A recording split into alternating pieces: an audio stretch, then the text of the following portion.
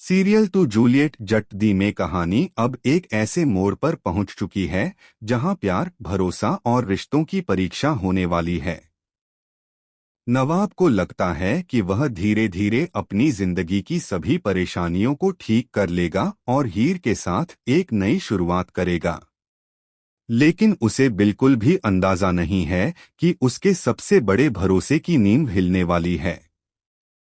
दरअसल हीर ने एक ऐसा फैसला लिया है जो उसने नवाब से छुपाकर रखा हुआ है। वह अपनी पहचान बदलकर एक नई जगह पर काम कर रही है।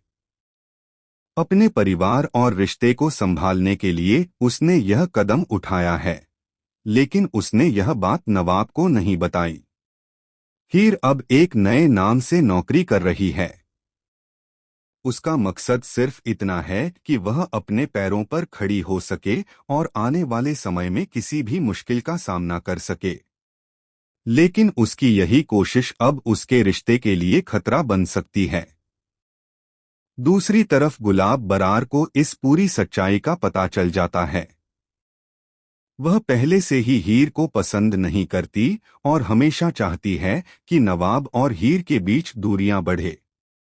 जैसे ही उसे यह राज पता चलता है, वह इसे अपने फायदे के लिए इस्तेमाल करने का फैसला कर लेती है।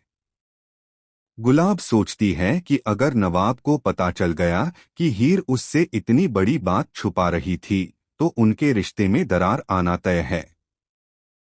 यही वजह है कि वह किसी भी तरह यह सच नवाब के सामने लाने की योजना बनाती है।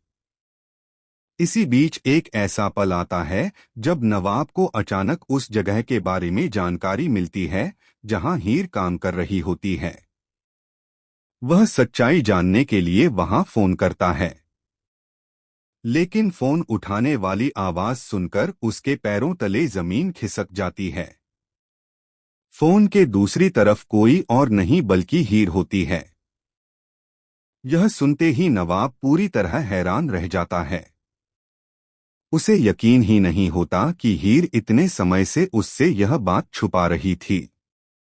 उसके मन में कई सवाल उठने लगते हैं। उसे लगता है कि शायद हीर को अब उस पर भरोसा नहीं रहा।